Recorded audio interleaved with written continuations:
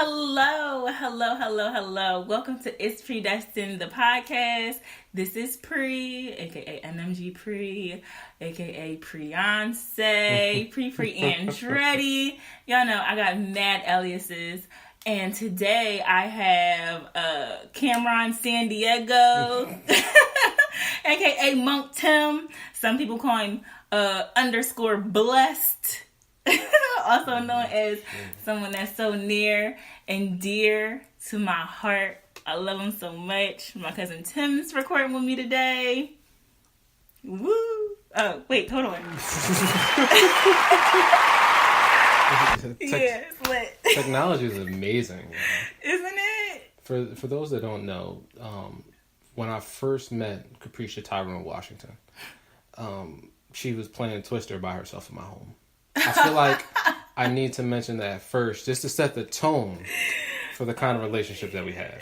Like, but the crazy thing is, I didn't even think that was the first time we met. That was definitely the first time. I was like, who is this? Like, I thought we had, established a relationship already at this point. No. It was just, here were this is my friend Capricia. And you was taking mad pictures, like you were on tour.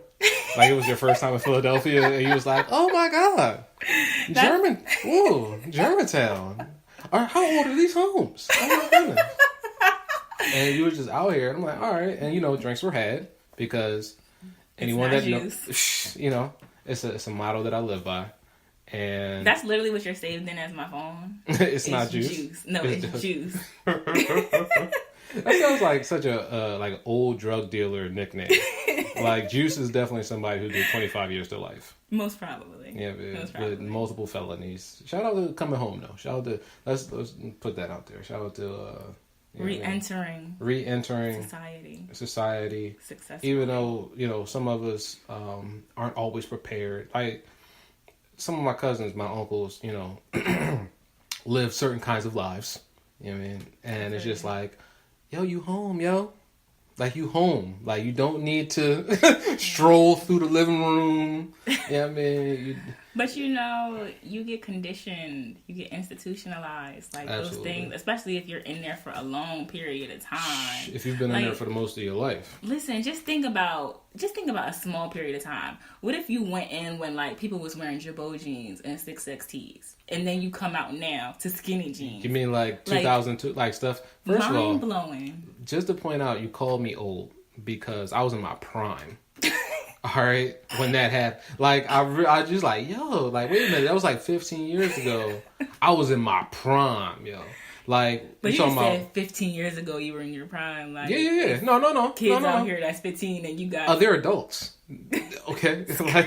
They're whole adults. They pay taxes. It's ridiculous. Wow. But it's just Girbaud jeans and wheat Tims, aka Butters, you know what I mean? And a do-rag to match the straps. Did you have the two-tone? Did it was it ombre? I had a do-rag for every day. Every day? Every day. I had a Dickie set for every day. Did you have all the colors? I had at least 5. At least 5. So you was blue, black, tan, green, and I might have had a two-tone Dickie. Oh, no. Yeah, I was... That's violent.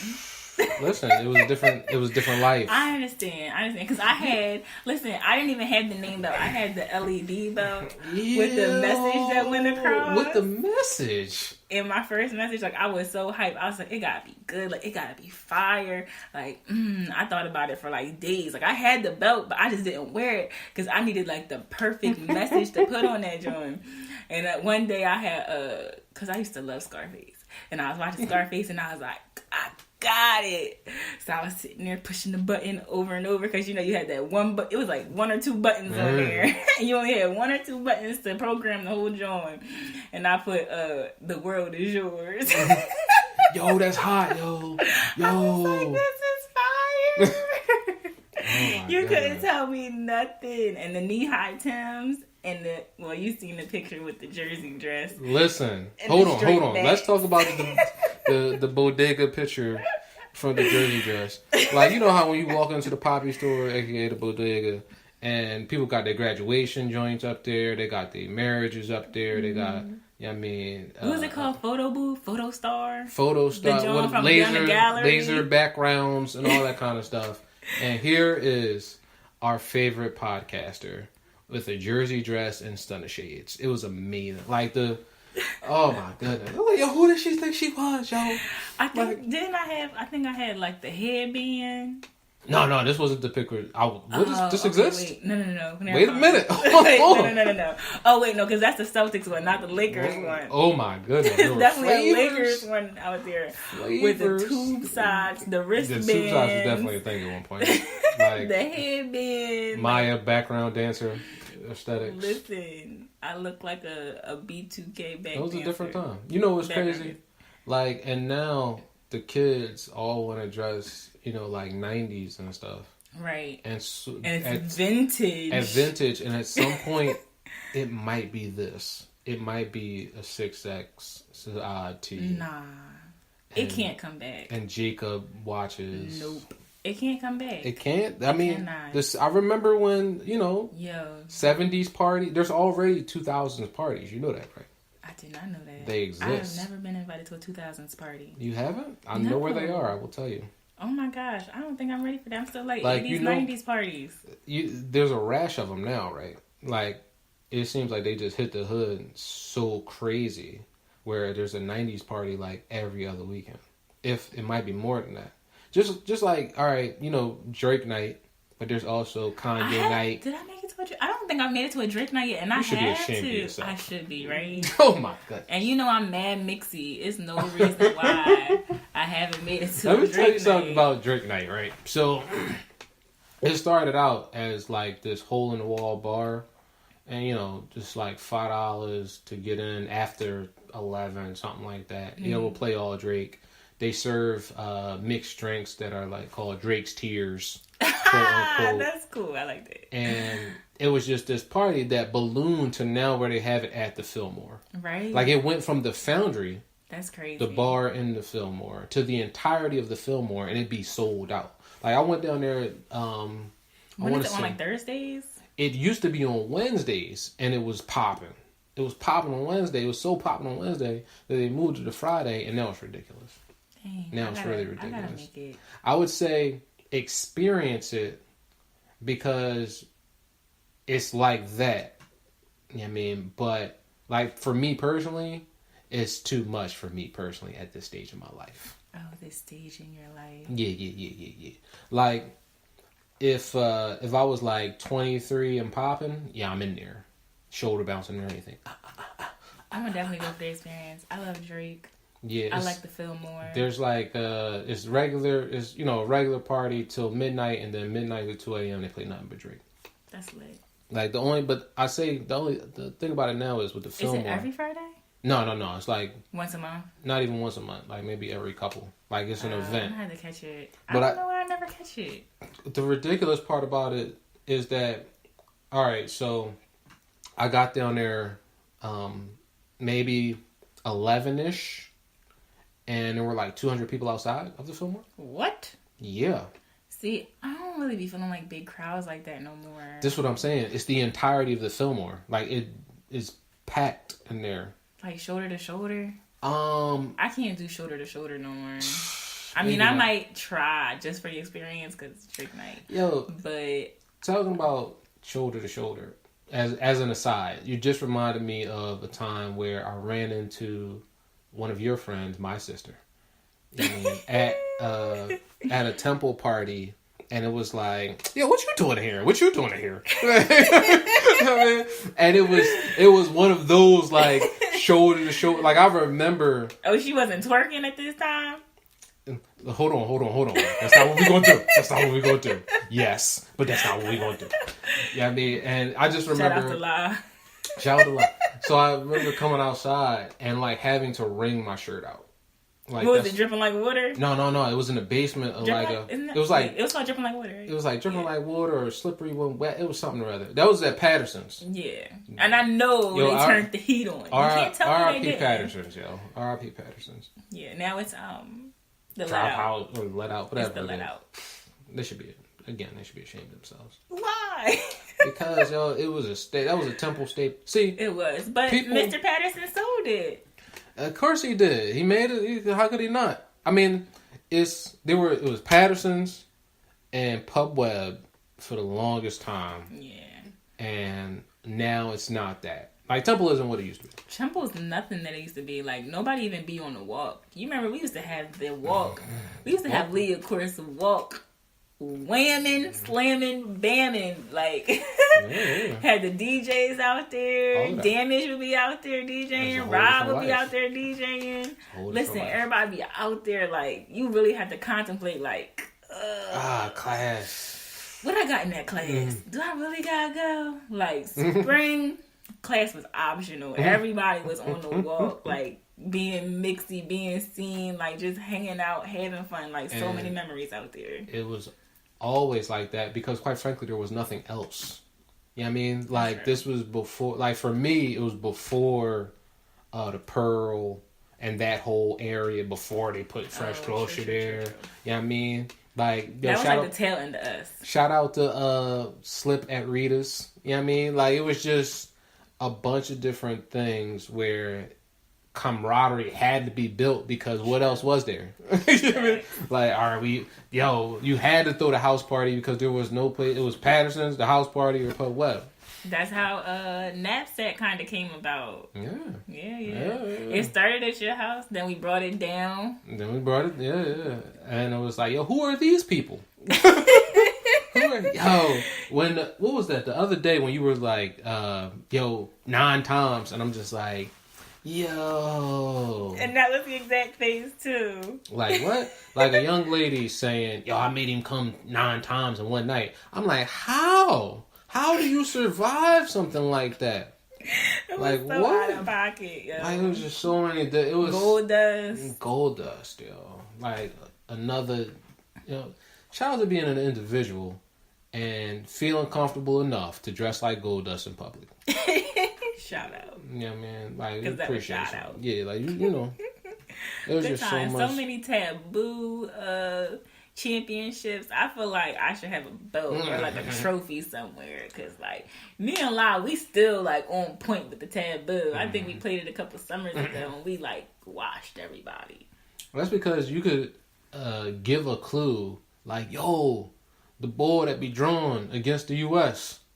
Osama bin Laden? Yo, correct. I'm like, what? Like, all right. Oh, you know what's crazy? And like it's my new favorite game now. Like at me and Key's birthday party or whatever, Brian and them were there. Shout out to the fam. And we played this game called I'm Thinking of a Black Person. And it seems so simple, but it was so lit. So I guess the premise is basically like I'm thinking of a black person, you gotta have a black person in your head. And then everybody else asks you yes or no questions and you gotta answer with yes or no. And you just gotta figure out who it is just by, And we had crazy stuff. It was like Nina Simone, Farrakhan. Like, we had some really good ones and we was really guessing them. Is he known for his bow ties? Does he wear a slick back? Listen, it was crazy that we were like really guessing them though. So I think that's like my new joint for the summertime. This reminds me of many arguments that started over like Black Card Revoked and sometimes white people playing the game. I've never played Black Card Revoked with a white person. I don't even want to know what that looks like. I'm not interested. It's one of those things where it's just like, oh no. like not this. Like this question isn't for me. Like it shouldn't be my turn. You know what? Here. Shout out to that. I appreciate that. I appreciate that. I respect them respecting it. Like I wanna. Of course, I wanna be involved, but no. Not that. Not this one. Pass. And you would almost wonder if more people approached that with other things, then maybe we wouldn't have as many issues as we do. This reminds me of I just started reading a book. It was on Twitter. Like somebody. I'm never a fan of photographing strangers in public. Okay. Like it's a weird. It's kind of. It's creepy. Like it's a thing. I'll say that it was a thing that I used to do, and then one day it was just kind of like, yo, that's whack. I feel you. So, but somebody photographed a white lady reading a book titled. I for saw white that. folks that want to, Teach in the hood or something. teach in the hood, I did something see to that end, right? So I bought the book because I wanted to see if it was legit. Right. Because I'll definitely like leave this at schools, with for whoever's interested. Right. Right. Because it happens all the time where there's just a disconnect between people who have no idea what it's like to grow up in quote unquote urban centers and are now trying to teach children who face challenges that they have no idea about. Right. And I feel like a lot of that comes with like Teach for America and those type of programs where they're taking people from referencing the book. They're taking people from these universities, from places that they don't see black people, that they weren't. They don't even see black people. No, they don't even see black people. Like, they've never seen black people. And then all they have to go by is things they see in the media or, just generalizations about black people. And then they come into the schools most of the time scared. And it's the same thing with the police, honestly. Right. Same thing. And they don't know how the culture works. Right. And they don't know how to react or respond or even how to connect with these kids. And without being extra. You know what I mean? Or how they think. The one of the book addresses a lot of that in that teaching in urban centers, they stress disciplinarianism. It's don't be a pushover. You gotta show tough love, and then you start dealing with people with savior complexes, and it's like, well, that means that you don't value the life that these people lead now. Right. And like you said, as far as like cultural aspects, it's about more than elaborate dap.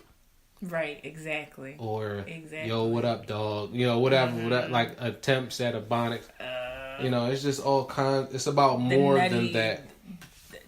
Like low-key offensive stuff. Yeah, so it's like making an effort to actually see these children for who they are, right, and what their dreams are, and then instead of trying to make them conform to what basically boils down to whiteness as a cultural thing, as an ideal of being greater than blackness. Right. Just, see who they are and teach them that way. Right. Like, and even the disciplinary thing, the pipeline. Yeah. To prison. It's just like these kids are criminalized. You know what I mean? These kids can be in class being kids. Mm-hmm. You know what I mean? And even in the classroom, they're criminalized. Yeah. Getting kicked out and stuff like that when they're really not even doing anything, where they honestly may just be bored. It may speak to the teaching abilities, you know what I'm saying, and classroom management. It's not that this kid is being bad or, you know what I mean, is really trying to... It's what being bad even means. Right. I don't believe in bad kids. Me neither. And I say that all the time. I don't necessarily believe in bad people. It depends. There are people who do bad things. No, I definitely agree with that. And I was having that conversation earlier. I saw Dave Chappelle last night. Really? Yeah, it was mad. He was at Punchline. Really? I listen, like my whole, I fake know people, so real life know people. So one of my homies was like, "Yo, Chappelle, I'm getting tickets. You trying to go? Yeah, all right, yeah, we out." And that no phones thing is super real. Like, they gave me like a pouch, like it almost looked like a Capri Sun pouch to put my phone into. Oh wow. Yeah, man. I'm like, I could have left it in the car. My bad. But so Chappelle, if you saw his last two specials, it was what you would expect, like a crescendo of being problematic. Mm-hmm. You know what I mean? Like, all right, I'm laughing, I'm cringing. Oh my God, really? Like, did he just say that? I was definitely there with it. Oh, why did he just say that? And then the second one, I was like, okay, he's cool now. Like, he's chilling. Oh, wait, he's not chilling. He's super not chilling. Not chilling. But the thing of it made me start to think of, because he was talking about Cosby and among other things. And, the conversation me and my homie had was about Cosby, because she was like, he did some great things. And I was like, did he? Like, did he? I don't know. Right. Because my whole thing is, if the intent isn't correct, is it still great? Right. You know, if his idea of blackness is problematic and he's giving off the strength of that ideal, is it still a great thing? Like, yeah, people benefit, but it's still pushing his agenda in a certain way. So I don't know if he did great things. Right. You know. My thing with Cosby is, I feel like he's always been creepy. When it really comes down to it, he OBGYN in the basement. He's always been creepy. I said Dr. Huxtable was a creep too, and people was pissed at me that day. But it's like, it's crazy how, like, even with the Kanye thing, R. Kelly, like, all of them, how when, like, black men get to a certain status, it's like they almost can't do any wrong, and it's like we'll defend them to a fault, and it's just like, it's problematic. Like, you still have to, you can hold people accountable. Yeah. Like, you can like the work that someone's done previous and understand that something they've done is extremely problematic and hold them accountable. I think it's necessary. Yeah. Like, my homie he was like, yo, this new Ye is fire. I'm not listening to it. And I was like, I'll never know. Never. I'm never listening to it. And he was saying, you know, well, that must be, like, being woke must be so much hard work. And I'm just like, I couldn't tell you what Eminem's last album sounds like. You know what I mean? There are a bunch of people who I'm just kind of like, yeah, no, like, I'm just not interested in whatever they're producing anymore. Right. And for real, as soon as you say slavery was a choice, I'm just not interested in your artistic output. Right. You know what I mean? I can still listen to some of the other stuff from back in the day. Like, I'm like, all right, like, this is when I still was with this message, you know. But I'm not interested in anything you're producing now. Right. Because you're on a whole different type time. Like, different. And I really believe in, like, energy and, like, what you listen to and what you know what I mean, what you partake in and stuff like that. And nothing in me will let me go to listen to the album. Like, it just won't. And it's like, people are like, well, he got mental health issues and stuff like that, which I understand. And I'm like such an advocate of, like, therapy and getting help and making sure your mental health is in check.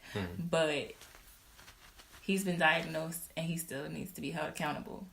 Like, if you're in a relationship with somebody and they have, you know, mental health issues, they're diagnosed with something, are you going to let them treat you bad and stay because they have mental health issues? You gotta take your meds, too. Yeah. No, it doesn't excuse the behavior. Like, it's understandable, but it's not excusable. It's not okay. If anything, it just gives you a pathway for understanding and help, you know? Yeah, and it's like... resolution. I just feel like... I don't know. It frustrates me because it's like... anybody else would have said that, they would have lost it all. Got him right out of here. Got him right... They would have lost it all. Pink Polo saved a lot of people's lives, yo. Listen, like, if anybody else would have said it, they would have been done. They would have been done. The thing about... and like, we so choosy with who we cancel. Well, I mean, that's people are like that in life, you know? True. So... this is true. I mean, my thing with any of that is, like, I don't expect anybody to work off of my morality. No, you know definitely not. So when people are like, yo, how can you not listen to this? Or how can you listen to this? Like, I'm not for that argument at all. You know what I mean? Like, I'm just not listening. I'm just good. Like, I'm good. I'm good, right. You know what I mean? And... For real, I had a conversation with R. Kelly, you know, talking about greatness and black excellence and how... You had a conversation with R. Kelly? About R. Kelly, I was like, what? Well, because I was talking to some of the homies, and I'm like, yo, name your top 5 R&B songs, from the 80s on. Okay. And one of the homies mentioned an R. Kelly song, and I'm like, all right, you know how I feel about Bull, but I'm going to let that slide today. Like, I'm not going to rant today. Right. Yeah, I mean, I'm going to let that one slide. I'm going to let it go. Radar. And, but he continued, he was like, yo, his predilection for young women has nothing to do with him writing great songs. And I'm like, no, stop right there. Right. Because he's writing these songs about young girls. They're about, I'm like, I don't, like, at one point I'm just like, yo, the greatest sex is about a 13-year-old. Yuck. And it's like, sick. It's sick. It's disgusting. And just knowing that, like, yeah. nah. And the other thing is, I'm like, all right, for people who say, well, I can separate the art from the artist. It's like, I used to be able to, like, that used to be like a thing. It's like, I would like try. It's like, okay, well, I really like what they do. I really think they're talented. I really think they have the potential. I really believe that people can change. But it's like, nah. Like, where I am now, it's like, nah. My question is, can you do that with any other kind of art? Like, if R. Kelly was a painter and he was painting sexually explicit pictures of young girls, would you still put it in your house? Right. Would you comment on the greatness of the brushstrokes? I mean, or the color choice, or would you just call him a creep? Right. I mean, and then get him out of here. If he was a photographer, I mean, if it was anything that was visual that you could see, would you still address this the same way? That's a good point. And if you're telling me that you would, then go ahead. Like, I can't, like, if you tell me that you could, I'm looking at you sideways. Then I just can't rock with you. Like, you know what I mean? Like, right. That's the thing about it. If you telling me that you can, that's the villain type stuff. That's what it comes down to. It's like, this is how real this is for me. Right. And if I'm telling you that this dude is profiting every time you stream some of his music, he's profiting and he's using it to continue. He never stopped to continue. Doing what he was doing before. It's scary. Like, he got a whole cold. Like, when you see Bull, he looked like a creep. He looked like a creep. You know what I mean? So it's just like... And I feel like, has he ever denied it, though? Well, what's define young? That's how he was. It was like, what? It's horrible. Like, what you mean by... And it's just like, all right, dude. Like, come on. You call yourself the Pied Piper. Right. It's a bunch of different... right. It's a bunch of different things where... Even if you don't get into, like, Seems Like You Ready or any other thing, age ain't nothing but a number, blah, blah, blah. Like, if you don't get into... He married a 15-year-old. If you don't get into any of that, if you look at this... my whole thing with any of these people is, at minimum, I don't understand why you would defend these people. Cosby, Kanye, Bill Cosby, I mean, whoever... Right. Like, you don't know them. Right. You could throw Derrick Rose in there. Anybody that has any allegations against them of any kind. You don't know them. Right. So why are you going so hard for whoever? Right. And even if you... And like, for me, that's white or black, honestly. Yeah. And even if you don't believe what's happening, like, even if you don't believe what those allegations are, why are you defending them? Like, again, you don't know them. You don't know them. Mm-mm. You don't know them personally. That's not your mans. Like, he ain't cut you no checks or nothing. Exactly. It's just some stranger that somebody else said something else about. And you arguing with people on the internet about it. You posting, no, this article said this, and she lied, blah blah blah, and it's like, what? Like, I'm not that invested. Yeah, and then I mean, I feel like if people like make it personal, because a lot of people, they can look away because stuff's not personal. But it's like, if you imagine like one of them girls in his coat being your little cousin or your little sister. The thing that upsets me, like, all right, not upsets me, but I stopped doing that. Like, I stopped being like, yo, what if it was your mom, what if it was your sister, what if it was your cousin? Because I shouldn't have to. You definitely shouldn't. You know what I mean? And I know that for some people, things don't get real until it's close to home.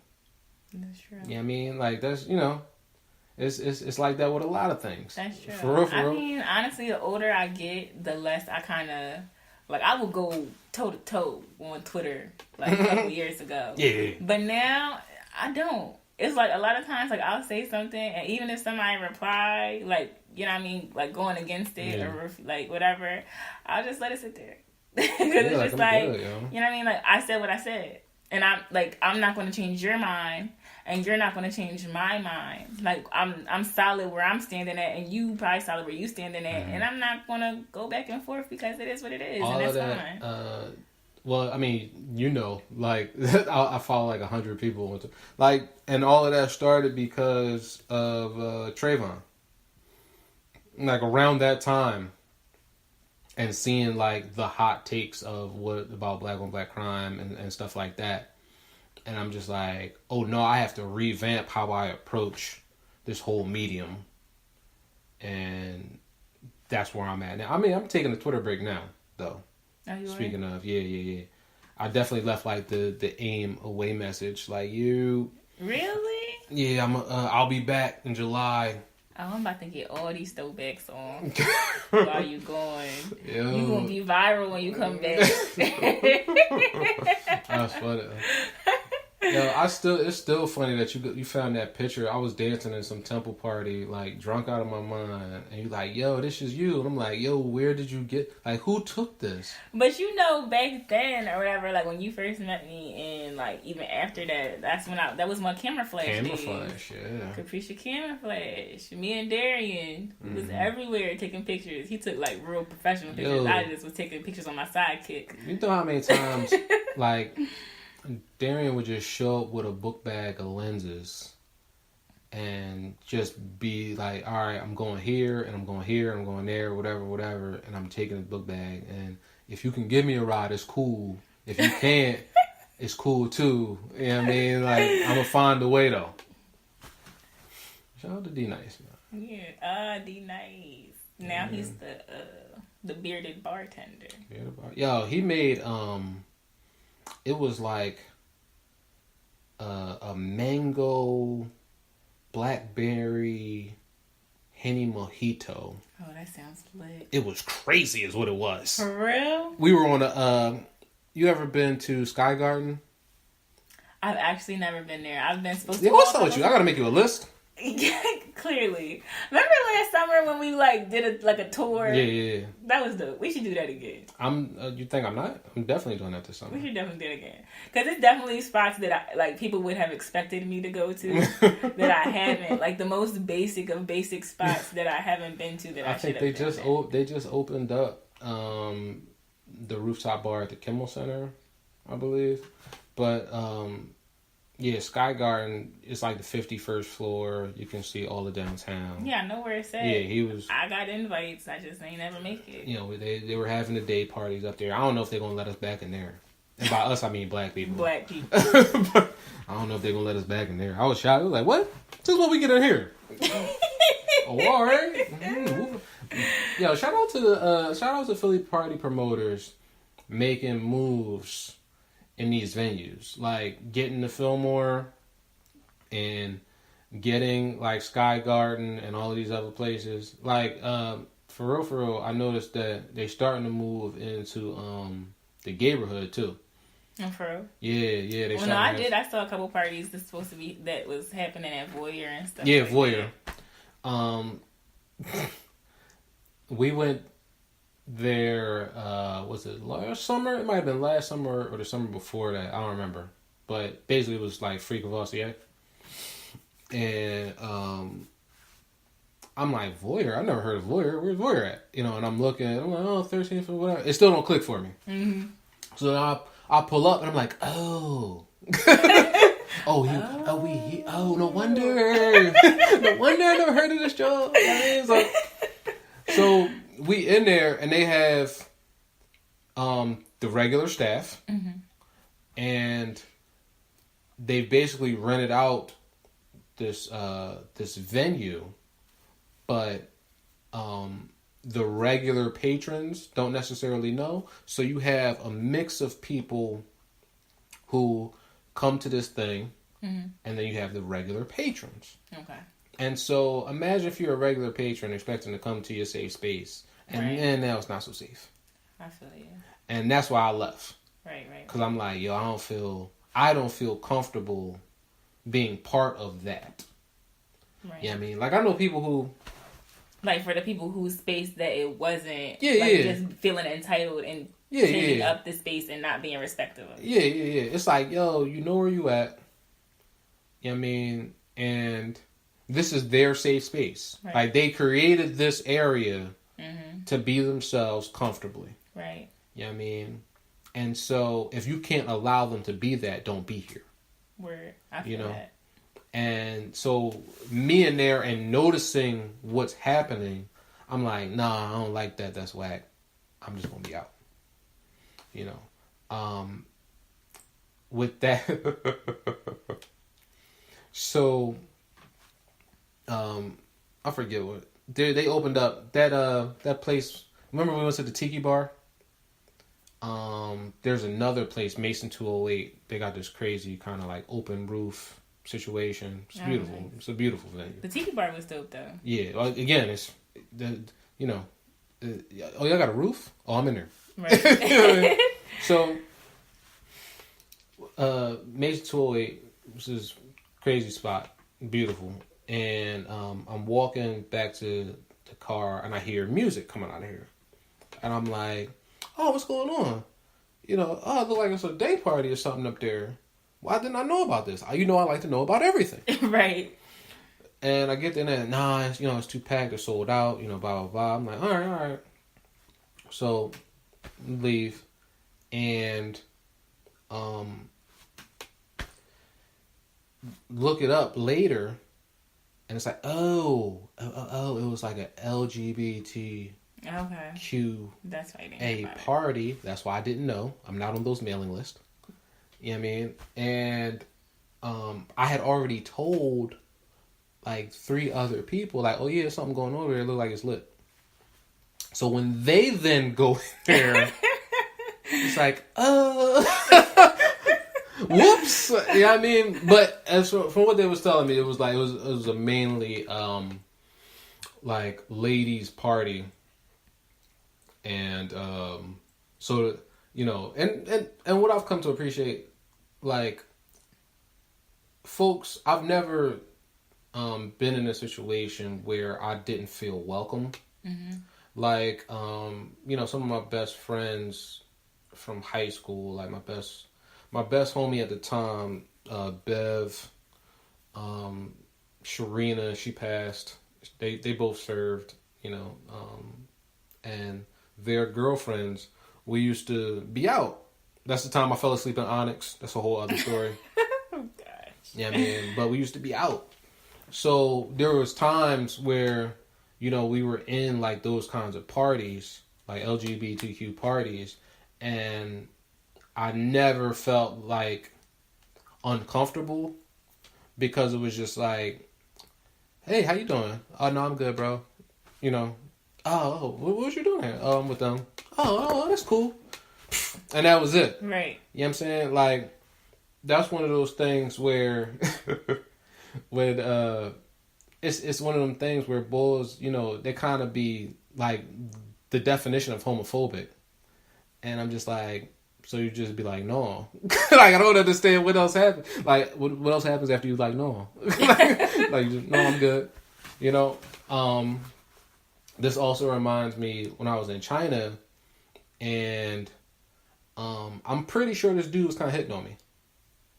Like, I wasn't certain, but I'm like, this is like, cause how often, like, he was chatting me up. He was definitely chatting me up. Chatting you up. Yeah, like, hey, where you from? What you doing here? Oh, yeah, I'm only here for, like, the weekend. Or he was trying to kidnap you. This, that, and the third. Well, that's also super possible. Well, he was like black English guy. Turns out he was a pilot. He was there with his other co-pilots, checking out the sites and stuff.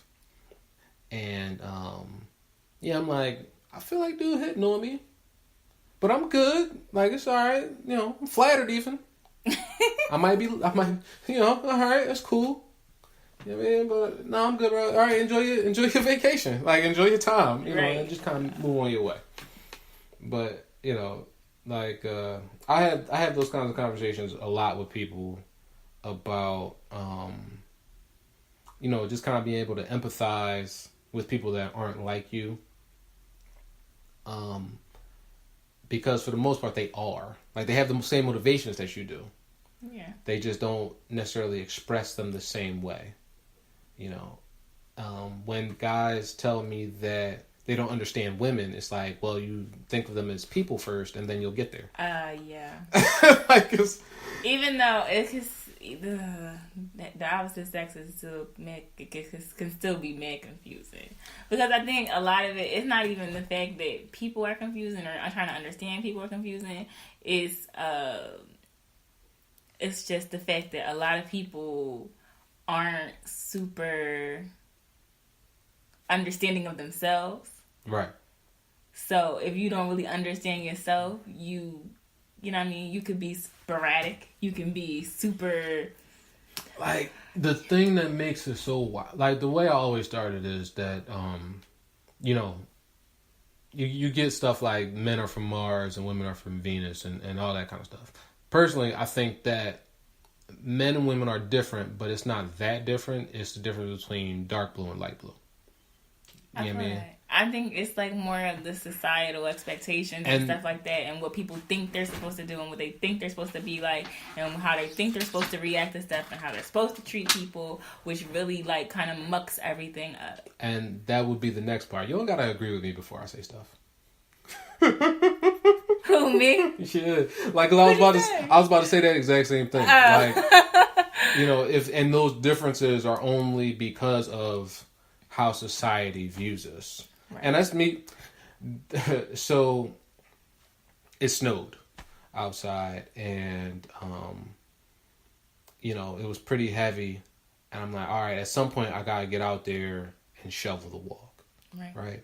So I'm in the crib, I'm doing some yoga, and I hear a shovel scraping across the sidewalk. I'm like, oh no, like, what's this? And I look outside, and my roommate's girlfriend is shoveling the walk. And I immediately, like, rush to put on my boots, right? Like, oh no. And I'm like, yo, like, oh, I'm gonna get that. Like, don't worry about it. And she's like, no, I wanted to do this. Like, I just need to get some stuff, you know, physically off my, like, I'm just trying to do something physical, you know. And I'm like, all right, like, you sure? And me knowing you, I feel like that made you very uncomfortable. It made me super uncomfortable. What you mean? Like, I'm a man. You know what I mean? Like I'm like, like, this doesn't, like, she said she wanted to, so alright, but, like, the neighbors know that, like, 2 grown men live in this house. Yeah. So, but what does that matter if that's how she feels? Like, I went through the whole... It had to really process it. Ew, I went through the whole joint, and I'm just like, alright, like, I guess I gotta just let this cook. I mean, you could have shoveled with her. Yeah, but she was kind of like already, I mean, it's a little walk. She was kind of already... True. She was kind of already having at it. Knocked it out. Yeah, it was like I still had, like, I threw the boots on, but I didn't throw the coat on. Like, I was just I was in such a rush to get outside. And, you know, understanding what that is. Like you said, you're going through the whole process and just kind of like, all right. Well, and that's what I was about to get at with when I was talking to you earlier about, like, therapy and stuff. I was in therapy before. When I was younger, I was dealing with a lot at the time. Like, for people that don't know, you know, I'm born and raised in Philly. I'm from Germantown. At the time, you know, Germantown's never been like the hood, but it ain't the suburbs either. Right, somewhere in the middle. Somewhere in the middle. My family was on welfare. I didn't find out I was poor till significantly later in life. You know what I mean? Like, Yeah, people like the kids. I got transferred from a neighborhood school to a magnet, and for quote unquote mentally gifted kids, a lot of politicians' kids, a lot of doctors' kids, people who are just more affluent. Right. And I was like, oh, I'm poor.